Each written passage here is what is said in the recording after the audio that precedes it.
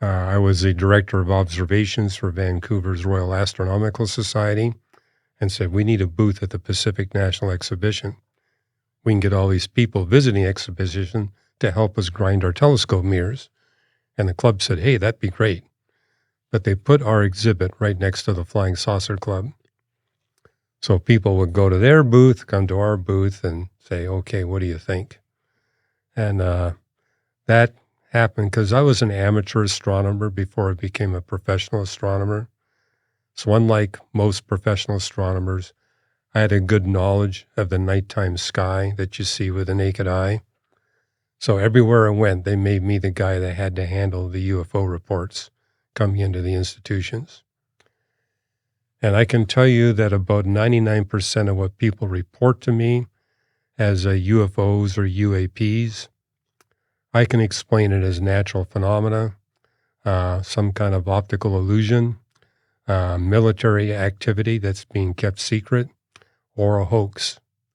It's the 1% that I find interesting. And that 1% database is really huge. Worldwide, it's several million. So it's not a tiny database. But we notice in that database, we're dealing with something that is not physical. Whatever we're dealing with is violating the laws of physics. But there's also evidence that it's real, which explains why Carl Sagan, when I had him as a professor, was extremely dismissive of UFOs. Says they just don't exist. His worldview would not tolerate the existence of non-physical reality. As a Christian, my worldview does. Because after all, we see that God in the Bible talks about creating two different species of intelligent life. One species that's constrained by the laws of physics, and one species that is not, the angels. So, and what you see in this 1% of the UFO reports is that observers will claim, hey, we see it going through the atmosphere, and if you've got multiple observers, you can triangulate it and get the speed with which it's going through the atmosphere. We're talking 5 to 18,000 miles per hour. And yet none of the observers ever report a sonic boom or heat friction behind the UFO. If it's physical, you're going to get both. And in some cases, they actually see it going down and crashing into the earth. You go to the crash site, you actually see a crater, sometimes as much as 18 inches deep. The vegetation is always damaged. If there's snow, the snow is melted. Yet when you go to the crater site, 0 artifacts, 0 debris. We all know when an aircraft crashes into the earth, there's lots of debris that you can pick up. In the case of these UFOs, nothing. But the fact that it makes a crater, that it damages the vegetation, something real had to do that. So we're dealing with non-physical reality. And I'm not alone in drawing that conclusion. 6 other physicists have spent a minimum of 10 years studying the UFO phenomena. Like me, they've written books. I think I'm the only Christian amongst the 7. But they all agree with the French astrophysicist Jacques Vallée. What we're seeing in the 1% residual is interdimensional. We're dealing with interdimensional entities. And in terms of the close encounters, we're dealing with personal interdimensional entities. Because in the close encounters, you actually have these entities communicating with the human contactee. And what's interesting is those communications are now the books that undergird UFO religions here in America and around the world. Reminds me of that scripture where Jesus says he saw Satan fall like lightning from the sky.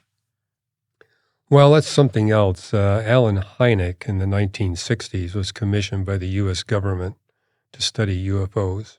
He was an astrophysicist, and he was the one that came up with close encounters of the first kind, second kind, third kind. Now we have fourth and fifth. A close encounter of the first kind, the contactee, human contactee, is within 500 feet of the UFO phenomena. An encounter of the third kind is where there's communication going on between the UFO entities and the human entities. And typically where the human contactee goes into a trance, in a trance-like state, they wind up writing a message. Probably the most famous outcome of that is the Urantia book. It's kind of the Bible of several UFO religions. It's a very big book. In some editions, 4,000 pages. But what's interesting is a third of the content of that book is focused on denying the deity of Jesus Christ.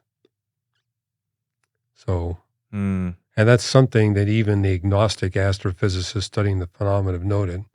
We're not dealing with something benevolent. It's deceptive and it means you harm. Because the best you're going to come away with when you have these close encounter experiences is recurring, terrifying nightmares. People say, what's the worst case that can happen? People have been killed by these encounters. So it's not benevolent, it's malevolent, and their mission is one of deception. Does it seem like these encounters typically happen in rural, faraway areas, or are there any reports of that happening in suburban or urban areas? They happen everywhere, but the most common location is lonely country roads at 3 a.m. in the morning, which I find ironic because that's where astronomers hang out. Lonely country roads, what leads to our telescopes, and we're up there at 3 a.m. Looking at things. Yet astronomers have a very low incidence of UFO encounters. Now, I personally know of some exceptions. 2 astronomers would come on our radio telescope when I was actively doing radio astronomy research, and they would log 3 or 4 hours of observing time a year. But every time on the telescope, they saw UFOs. 3 of us graduate students were logging 1,500 hours a year. We never saw anything. But I was a Christian at that time, and I knew that those 2 astronomers were deep into the occult. And so the book I've written, Lights in the Sky and Little Green Men, makes a point. The only people that have these close encounters are people that are involved in the occult, some kind of occult practice. And the Bible warns us, the occult is an avenue that gives permission to the fallen angels, the demons, to invade your life. They can't mess with you unless you invite them, but you invite them through your occult practices. And the occult are basically tools and practices that people use to try to get supernatural power or secret information. So that's the whole basis of seances and tarot cards and, Ouija boards. Right. People trying to make contact with the spirit to get power or information. But that gives permission for these beings to invade your life. And we wrote about in the book is making the point, if you will close all the doors to the occult in your life, that'll be the end of your UFO encounters. It'll stop. But the reverse is also true. If you practice that to a significant degree, you will have these experiences. And so we end our book by saying, these are occult practices that you need to avoid. And don't just look at your life. The demons can work through a close relative.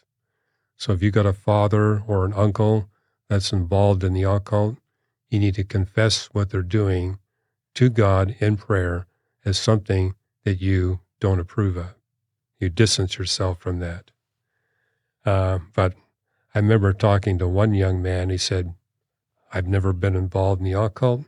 Nobody in my family's been involved in the occult, but I'm having these UFO encounters. Well, what I later discovered was he was in a sexual relationship with a witch. I said, well, wait a minute. The Bible tells us when you have sexual intercourse, 2 become 1. That gives permission to the demon to invade your life. But get rid of the occult, this will go away. That's interesting. Also interesting that people heavily involved in science would also be deeply involved in the occult. Not many scientists are. I got to see that firsthand when I went to the Soviet Union to speak to scientists when the communists were still running the show.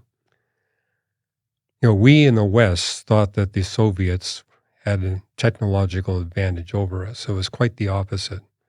They were technologically quite backward. But they were developing occult physics as potential weapons to use against the West. But consequently, a lot of their scientists wound up getting involved in the occult. I encountered some that were demon-possessed. And I remember when on my first speaking tour of the Soviet Union, the Soviet lab, they were my sponsor. They said, you don't get to pick what you want to speak on. The audiences will pick.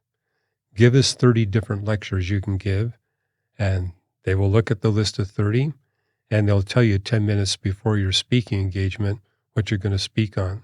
So be prepared to speak on all 30, because you never know. But over half the lectures I gave were on UFOs, mainly because many of them had personal experiences.